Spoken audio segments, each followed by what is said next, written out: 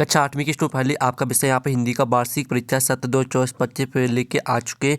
आप लोगों को यहाँ बहुत सारे कमेंट आए थे कि हिंदी विषय पे लाओ, तो फाइनली आपका पेपर आ चुका है। और साथ ही इस वीडियो में आपका संपूर्ण उत्तर सहित हम पेपर कराने वाले हैं और साथ ही आपका महत्वपूर्ण पेपर है, ठीक है। तो इसको आपको यहाँ पर जरूर तैयार करना, आप अच्छे अंक ला सकते हैं हिंदी विषय के पेपर में। और साथ ही वीडियो को लाइक कर लीजिए, चैनल को सब्सक्राइब कर लीजिए, साथ ही इस वीडियो को आपको अपने दोस्तों तक भी शेयर कर देना है, ठीक है। आप यहाँ पर देख लीजिए, राज्य शिक्षा केंद्र मध्य भोपाल वार्षिक परीक्षा सत्र 2024-25 विषय हिंदी प्रथम भाषा, पूर्णांक आपका 60 नंबर का रहेगा, कक्षा 8 और समय आपका 2.5 घंटे रहने वाला है। तो थोड़ा आपको यहाँ पर जूम करके दिखाते हैं जिससे आप यहाँ पर अच्छी तरह देख पाएंगे। तो आपके आते हैं बहुविकल्पी प्रश्न आते हैं, प्रश्न 1 से 5 तक। तो निर्देश आता है प्रश्न को पढ़कर नीचे दिए विकल्पों में सही विकल्प चुनकर उत्तर लिखिए। तो पहला आता है हृदय भराना, मुहावरे का अर्थ है। तो आपका ए आता प्यास बुझाना, बी आता दुखी होना और सी आता खुशी होना और डी आता इनमें से कोई नहीं। तो जो आपके यहाँ पर दिया गया, ठीक है, हृदय भरा आना मुहावरे का अर्थ है। तो इसका राइट आंसर आपका क्या हो जाएगा, ठीक है स्टूडेंट। आपका पहले का जो राइट आंसर रहेगा वो आपका यहाँ पर हो जाएगा, ठीक है। तो स्टूडेंट आपका पहले का राइट आंसर आपका बी हो जाएगा, दुखी होना, ठीक है। फिर दूसरा आता पथिक से कविता के रचनाकार है। तो आपका जाता लेखक गज और बी आता विष्णु प्रभाकर और सी आता शिवानी और डी आता शिवमंगल सिंह सुमन।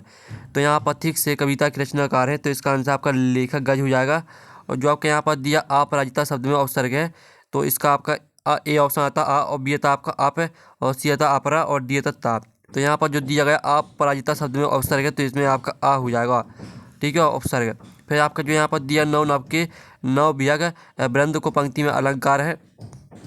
तो जो आपकी पंक्ति दी है, ठीक है, नौ नव के नौ विहग, आपको बताना है कि इस पंक्ति में कौन सा अलंकार है। तो आपका यथा यमक, बी यथा आपका अनुप्रास और सी यथा आपका श्लेष और डी यथा उपमा। तो जो इसमें आपका अलंकार रहेगा वो आपका अनुप्रास हो जाएगा, ठीक है। फिर आपका जो यहाँ पर दिया 5वां रक्षक शब्द का विलोम शब्द है। तो आपको रक्षक शब्द का विलोम शब्द बताना है, ठीक है।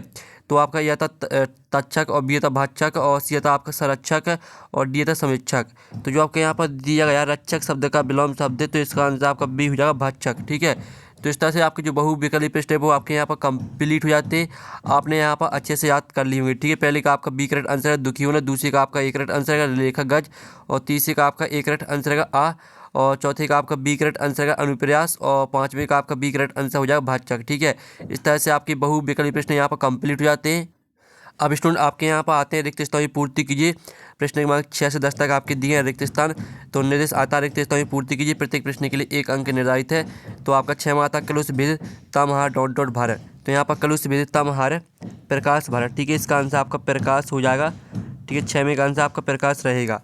और जो आपके यहाँ पर दिया गया 7वां लता मंगेशकर जी ने भारत का सर्वोच्च पुरस्कार डॉट डॉट प्राप्त किया। तो यहाँ पर लता मंगेशकर जी ने भारत का सर्वोच्च पुरस्कार भारत रत्न प्राप्त किया, ठीक है। इसका आंसर आपका रहेगा भारत रत्न। भारत रत्न आपका यहाँ पर करेक्ट आंसर हो जाएगा। फिर आपका यहाँ पर 8वां आता रौद्र रस का स्थायी भाव डॉट डॉट है। तो यहाँ पर रौद्र रस का स्थायी भाव होता है आपका क्रोध, ठीक है। क्रोध आपका यहाँ पर राइट आंसर हो जाएगा। और जो आपका यहाँ पर दिया गया वसीयतनामा पाठ में जायदाद के डॉट डॉट हिस्सेदार थे। तो यहाँ वसीयतनामा पाठ में जायदाद के आपके 2 हिस्सेदार थे, ठीक है, इसका आंसर आपका 2 हो जाएगा। और जो आपके यहाँ पर दिया गया भेड़ाघाट यात्रा वृत्तांत के लेखक डॉट डॉट है। तो यहाँ पर भेड़ाघाट यात्रा वृत्तांत के लेखक हैं, ठीक है। आपका इसका जो आंसर रहेगा वो आपका यहाँ पर हो जाएगा पद्मश्री शंकर, ठीक है। आप यहाँ पर देख लीजिए पद्मश्री शंकर, ठीक है, ये आपका यहाँ पर आंसर रहेगा 10वें रिक्त स्थान का। तो इस तरह से जो आपके रिक्त स्थान वो कंप्लीट हो जाते हैं। 6वें का आंसर आपका प्रकाश हो जाएगा, 7वें का आंसर आपका भारत रत्न, 8वें का आंसर आपका क्रोध और 9वें का आंसर आपका 2 और 10वें का आंसर आपका पद्मश्री शंकर, ठीक है। अब चलिए आपके यहाँ पर देख लेते हैं अति लघु उत्तर प्रश्न आते हैं, प्रश्न 11 से 16 तक। तो आपका यहाँ पर 11वां आता वार्षिक कविता में कवि किससे वरदान मांग रहा है। तो स्टूडेंट आप यहाँ पर देख लीजिए 11वें क्वेश्चन का आंसर का वार्षिक कविता में कवि भगवती दुर्गा से वरदान मांग रहा है, ठीक है। आपका यहाँ पर 11वें क्वेश्चन का आंसर रहने वाला, आप यहाँ पर देख लीजिए वार्षिक कविता में कवि भगवती दुर्गा से वरदान मांग रहा है, ठीक है। फिर जो आपके यहाँ पर दिया गया है, ठीक है, 12वां क्वेश्चन। तो 12वां क्वेश्चन देखिए राम बाली के सामने आकर क्यों नहीं लड़े। तो हम यहाँ पर 12वें क्वेश्चन का आंसर देख लेते हैं। तो इसका आंसर है राम बाली के सामने आकर इसलिए नहीं लड़ी क्योंकि बाली के पास यह वरदान था कि जो भी उससे युद्ध करेगा उसकी आधी शक्ति बाली को मिल जाएगी, ठीक है। ये आपका 12वें क्वेश्चन का आंसर रहेगा। और जो आपके यहाँ पर दिया गया है, ठीक है, 13वां क्वेश्चन सलीम अली ने कौन से पक्षी को खोज निकाला, ठीक है। तो चलिए इसका जो आंसर है वो हम यहाँ पर देख लेते हैं। तो इसका आंसर दिल्ली सलीम अली ने फॉरेस्ट स्पॉटेड, ठीक है, आउलेट वन धब्बेदार उल्लू नामक पक्षी की खोज की थी, ठीक है, आपका 13वें क्वेश्चन का आंसर रहेगा। फिर आपका जो यहाँ पर 14वां क्वेश्चन दिया गया है, ठीक है, गीता में कुल कितने श्लोक हैं, तो इसका आंसर रहेगा भगवत गीता में कुल 700 श्लोक है। ठीक है, ये आपका यहाँ पर रहेगा 14वें क्वेश्चन का आंसर, भगवत गीता में कुल 700 श्लोक है। फिर आपका जो यहाँ 15वां क्वेश्चन दिया गया है, तो 15वां क्वेश्चन आप यहाँ पर देख लीजिए, महात्मा गांधी की पत्नी का नाम क्या था, तो इसका आंसर रहेगा महात्मा गांधी की पत्नी के नाम कस्तूरबा गांधी था। ठीक है, ये आपका 15वें क्वेश्चन का आंसर रहेगा। फिर जो आपका यहाँ पर 16वां क्वेश्चन दिया गया, ठीक है, आप यहाँ पर देख लीजिए, पटना शहर का पुराना नाम क्या है, तो इसका आंसर रहेगा पटना शहर का पुराना नाम पाटलिपुत्र था। ठीक है, आपका 16वें क्वेश्चन का आंसर हो जाता है। आप यहाँ पर देख लीजिए, ये आपके यहाँ पर क्वेश्चन 11 का, ठीक है, क्वेश्चन 11वें का आंसर, 12वें का दिया, 13वें का आंसर, 14वें का, 15वें का, 16वें का। ठीक है, आप इसका एक साथ यहाँ पर स्क्रीनशॉट ले लीजिए। अब चलिए आपके यहाँ पर देख लेते हैं। ठीक है, लघु उत्तरीय प्रश्न आते हैं आपके 17 से 22 तक। तो निर्देश आता प्रश्न को उत्तर 40 से या 50 शब्दों में लिखिए, प्रत्येक प्रश्न के लिए 3 अंक निर्धारित है। तो आपका यहाँ पर प्रश्न आता 17। ठीक है, ठीक है, लता जी को समुद्री राष्ट्र की गायिका क्यों कहा जाता है। ठीक है, तो चलिए हम यहाँ पर 17वें क्वेश्चन का आंसर यहाँ पर देख लेते हैं।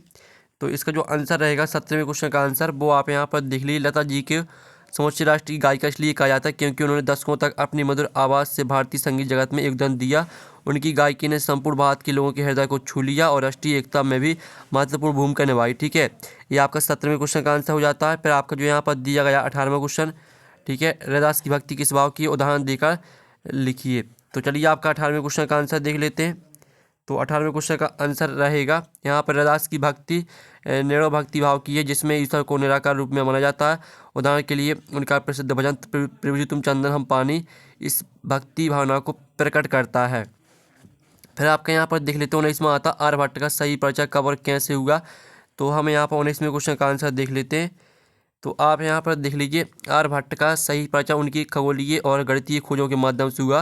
उन्होंने खगोल विज्ञान और गणित में महत्वपूर्ण योगदान दिया, विशेष रूप से आर्यभट्टीय ग्रंथ में, जहाँ उन्होंने शून्य की संकल्पना और पृथ्वी की घूर्णन गति का वर्णन किया। ठीक है, ये आपका 19वें क्वेश्चन का आंसर रहने वाला है। अब चलिए आपके यहाँ पर देख लेते हैं 20वां क्वेश्चन। ठीक है, तो आपका यहाँ 20वां क्वेश्चन आता है। ठीक है, अंग्रेजों ने मुंडा जनजाति के संघर्ष को कैसे दबाना चाहा। तो आपका यहाँ 20वें क्वेश्चन का आंसर देख लेते हैं। तो आप यहाँ पर अंग्रेजों ने मुंडा जनजाति के संघर्ष को दबाने के लिए कठोर दमनकारी नीतियाँ अपनाई। उन्होंने पुलिस और सेना का सहारा लिया, मुंडा नेताओं को गिरफ्तार किया और आंदोलन को कुचलने के लिए हिंसा का प्रयोग किया। ठीक है, ये आपका 20वें क्वेश्चन का यहाँ पर आंसर रहेगा। फिर जो आपका 21वां क्वेश्चन दिया गया है, अपने प्रधान अध्यापक को सलाह स्थानांतरण प्रमाण पत्र प्रदान करने हेतु प्रार्थना पत्र लिखिए। तो आपका यहाँ पर 21वें क्वेश्चन का आंसर यहाँ पर हम देख लेते हैं। ठीक है, तो आप यहाँ पर देख लीजिए, आपका 21वें क्वेश्चन का आंसर दिया गया, सेवा में प्रधान अध्यापक महोदय, ठीक है, महोदया, विद्यालय का नाम आपको डालना और विद्यालय का पता। ठीक है, और विषय शाला स्थानांतरण प्रमाण पत्र प्रदान करने हेतु प्रार्थना पत्र। ठीक है, अपना नाम डाल देना, आपको कक्षा डाल देना। ठीक है, इस तरह पूरा आपको याद करना है। अब आते हैं आपके द्वितीय प्रश्न आते हैं यहाँ पर। ठीक है, आप यहाँ पर देख लीजिए, निम्नलिखित पदांश की संदर्भ प्रसंग सही व्याख्या कीजिए। ठीक है, वास्तव में दूसरे को उपदेश देने का अधिकारी वही है, इस तरह से दिया गया है। तो इसकी आपको संदर्भ प्रसंग व्याख्या लिखनी है। तो पहले तो हम यहाँ पर संदर्भ और प्रसंग देख लेते हैं। ये आपका यहाँ पर संदर्भ दिया गया और प्रसंग, ठीक है, और साथ ही आपकी यहाँ पर व्याख्या दी गई है। ठीक है, ये आपका यहाँ पर 23वें क्वेश्चन का यहाँ पर आंसर हो जाता है। फिर जो आपका यहाँ पर 24वां क्वेश्चन दिया गया, नीचे दिए लिखिए पदांश की संदर्भ प्रसंग सहित भावार्थ लिखिए, मेरा मन अनंत कहाँ सुख पावे।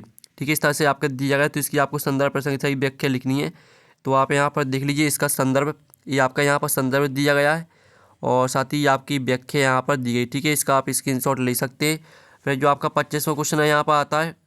ठीक है, निम्नलिखित आपरित गद्यांश को पढ़कर नीचे दिए प्रश्नों को उत्तर लिखिए, उत्तर दीजिए। इस संसार में सबसे अमूल्य वस्तु है समय। ठीक है, इस तरह से आपका यहाँ पर दिया गया है। तो जो आपके यहाँ पर दिया उपयुक्त गद्यांश का उपयुक्त शीर्षक लिखिए। तो इसका आंसर आपका रहेगा समय। ठीक है, पहले का आंसर। फिर दूसरा दिया, कौन सा व्यक्ति श्रेष्ठ नागरिक बन सकता है। तो यहाँ पर समय का सदुपयोग करने वाला व्यक्ति सदैव सफल होकर एक श्रेष्ठ नागरिक बनता है। ये आपका दूसरे का आंसर। और जो आपका यहाँ पर तीसरा दिया, समय का सदुपयोग कौन सा व्यक्ति कर सकता है।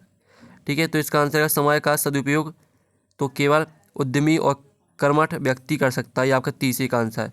फिर जो आपके यहाँ पर दिया 26 निम्नलिखित में से किसी एक विषय पर निबंध लिखिए। तो जो आपके यहाँ पर दिया मेरा विद्यालय पे हम यहाँ पर निबंध देख लेते हैं।